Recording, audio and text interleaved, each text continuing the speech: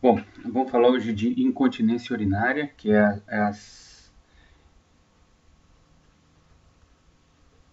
uma aula do segundo módulo do curso de ginecologia,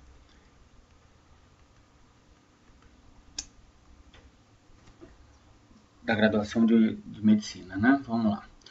2015, 1. Vamos lá. Então, começando pelo conceito, a incontinência urinária é uma perda involuntária, clinicamente demonstrável,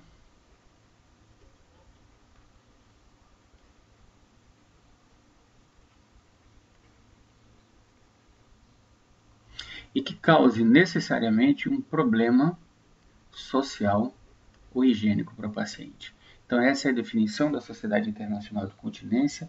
Então, para a gente definir como síndrome de incontinência urinária, tem que existir os três elementos. Tem que ser voluntária, tem que ser observado clinicamente, essa perda urinária observada, e tem que representar necessariamente um problema para o paciente. Continência urinária é um tema extremamente importante pela sua frequência e pela associação com uma, com uma diminuição, ou com um comprometimento, melhor dizendo, da qualidade de vida bastante relevante. Raramente a incontinência urinária vai ser uma condição clínica grave que ameace a vida da paciente, talvez com a rara exceção de uma predisposição à infecção em paciente adulto, mas na maioria das vezes, na quase totalidade das vezes, a incontinência urinária representa um transtorno para a paciente. E pela sua repercussão social e higiênica e pela sua frequência, é um tema dos mais importantes na temática, no conteúdo da ginecologia. Vamos dar uma revisada em algumas coisas aqui, bem sucintas. E o primeiro dela é a anatomia. Vamos fazer um desenho esquemático, um esboço aqui da bexiga. Uma coisa bem sucinta, né? Então, o músculo, a bexiga é composta basicamente de um músculo, né? Um músculo bastante forte, complexo, trançado, que reveste toda, que na verdade é a grande massa da bexiga. É uma massa muscular, então a maior parte da bexiga é composta desse músculo, que é o músculo detrusor. A finalidade dele é contrair para esvaziar a bexiga. Um músculo extremamente complacente, o que permite o seu estiramento e propicia o armazenamento de grandes quantidades de urina. Então temos aqui o músculo detrusor. Talvez o principal ator aqui na fisiologia miccional.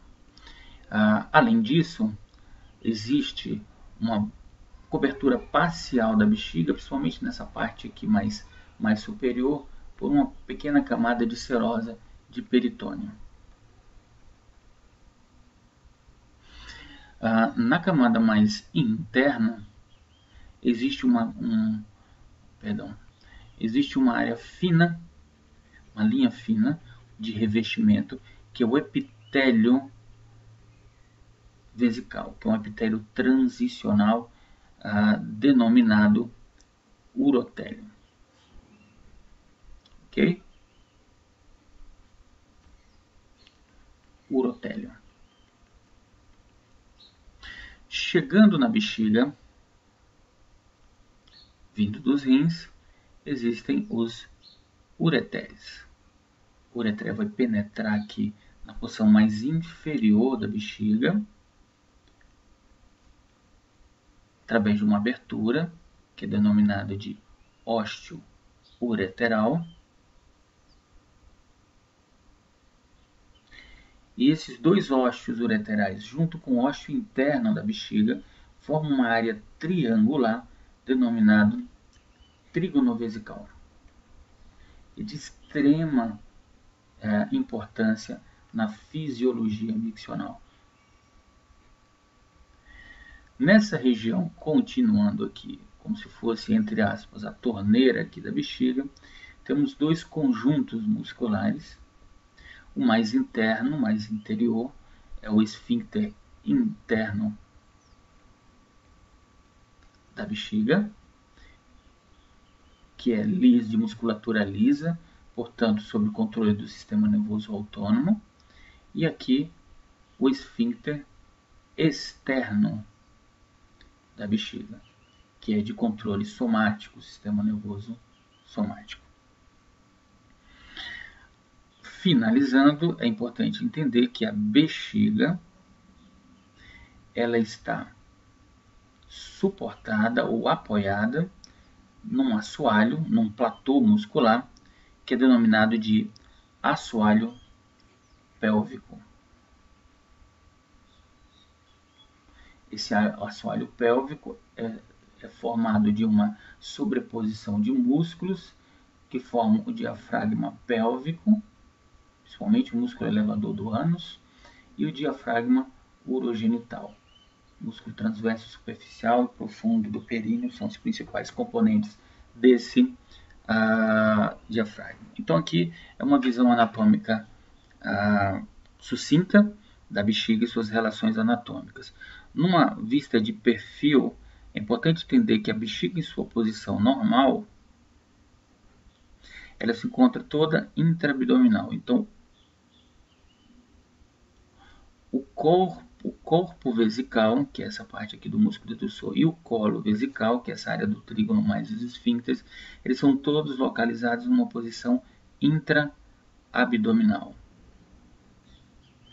Existem algumas patologias, como por exemplo, rupturas desse assoalho pélvico provenientes principalmente do parto, em que o corpo vesical mantém a sua posição intraabdominal e o colo vesical desce,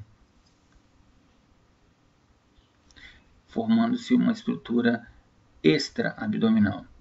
Então, nessa situação, quando existe uma valsalva, uma força de contração da musculatura do abdômen, essa força ela se transfere igualmente para o corpo vesical e para o colo vesical, mantendo a continência.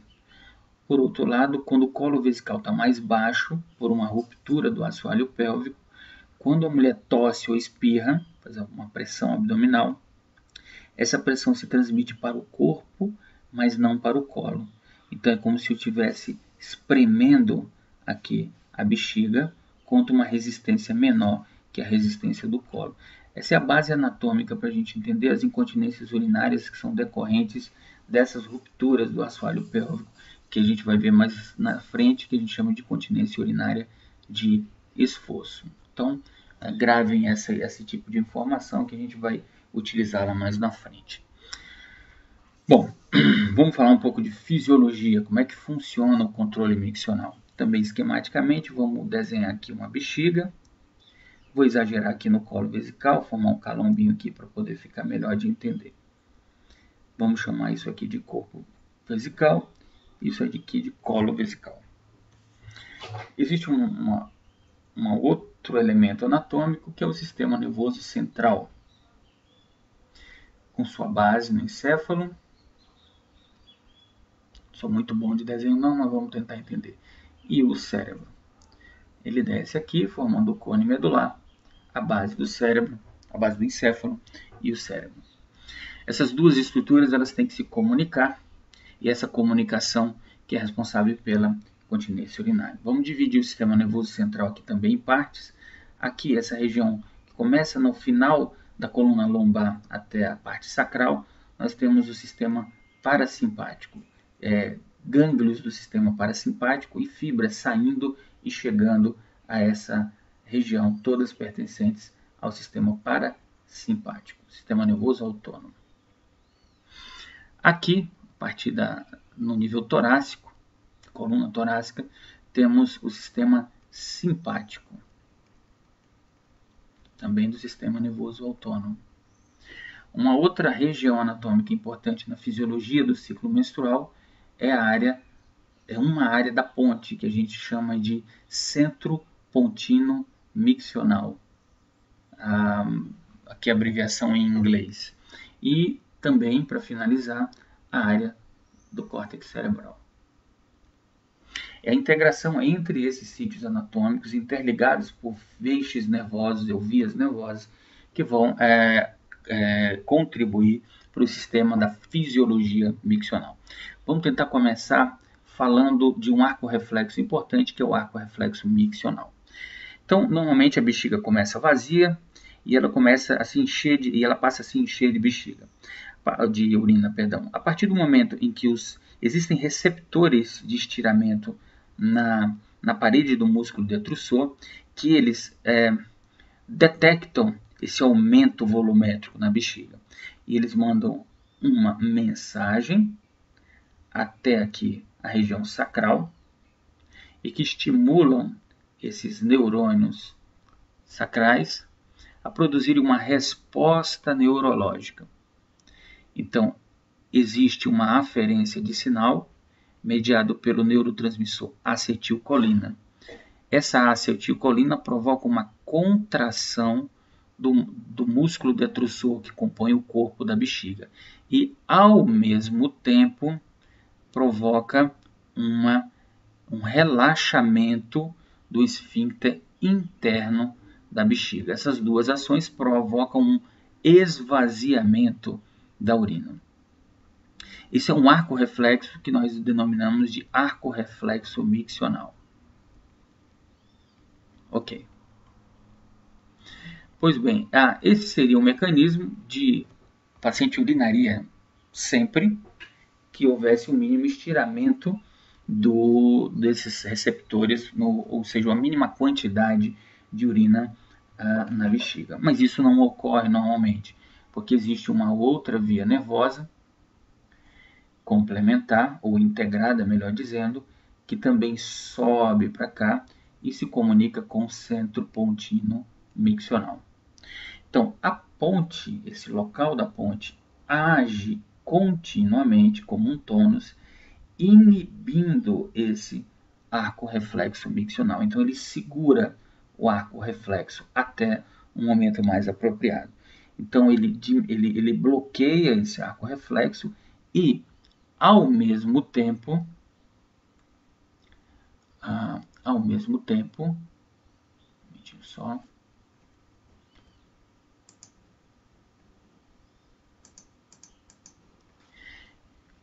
ele estimula uma outra parte do sistema nervoso autônomo, que é o sistema nervoso simpático, através dos seus núcleos torácicos, da medula torácica, e esse sistema simpático produz noradrenalina. A noradrenalina chegando na bexiga provoca um relaxamento do músculo detrusor e, ao mesmo tempo, uma contração do esfíncter interno da bexiga. Então, já se pode perceber que o sistema simpático ele participa do enchimento vesical e o sistema parasimpático age no esvaziamento vesical. Tudo isso controlado pela ponte. Então existe um tônus, um default, né, em que tudo isso aqui é inibido e se permite o armazenamento de grandes quantidades de urina. Acontece que existe também uma outra conexão, que ela também é sensível a esses estiramentos dos plexos aqui do músculo detrusor, e existe um sinal aferente ao córtex.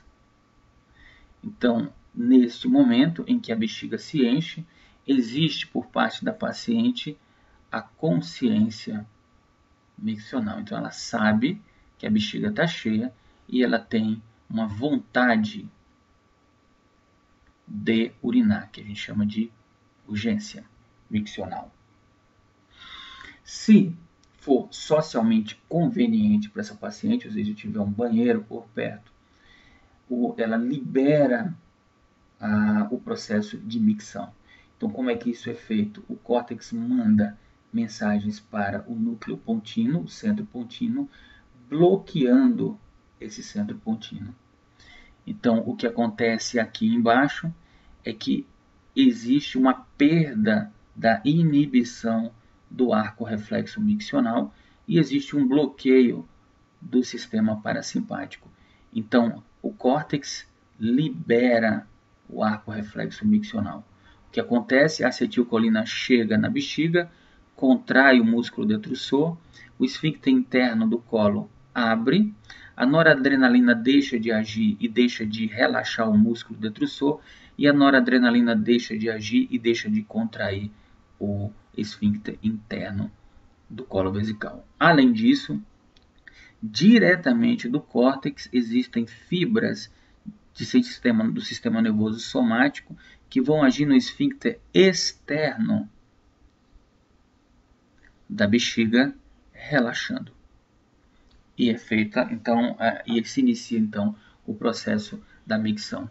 Se o momento não for adequado, a paciente vai segurar a urina, não inibindo a ponte. Então, o córtex controla a ponte, que controla o arco reflexo miccional através desses mecanismos que a gente falou. Então, essa é a base do entendimento da fisiologia do ciclo menstrual. Vamos fazer uma revisão, então, aqui. Vamos lá. Ok. Então, em resumo, o sistema nervoso autônomo simpático age no músculo detrusor através da noradrenalina, causando relaxamento do músculo detrusor. E também age no esfíncter interno da uretra, causando através da mesma noradrenalina. Os receptores aqui são os receptores beta-adrenérgicos no corpo da bexiga, e aqui causa contração do esfíncter interno da bexiga através dos receptores alfa-adrenérgicos. Isso aqui é muito importante da gente entender, mas na frente a gente vai precisar desse tipo de informação com relação à farmacologia no tratamento da incontinência, de alguns tipos de incontinência urinária. O sistema nervoso autônomo parasimpático também age no músculo detrusor através da acetilcolina, causando uma contração do músculo detrusor através dos receptores muscarínicos. E age no esfíncter interno da uretra, também através da acetilcolina, causando o seu relaxamento, também através de receptores muscarínicos. Então aqui existe condições que propiciam o enchimento e aqui existem condições que propiciam o esvaziamento. Existe o sistema nervoso somático, que é da musculatura estriada, que age no esfíncter externo da uretra, através também da acetilcolina, vindo ali de núcleos sacrais, que causa relaxamento do esfíncter externo da uretra e através de receptores nicotínicos presentes nessa musculatura. Então a gente tem aqui um resumo desse tipo de ação na fisiologia miccional. Ok? Então hoje era basicamente isso. Vamos partir agora para um novo slide. A gente vai falar um pouco de clínica e de tratamento.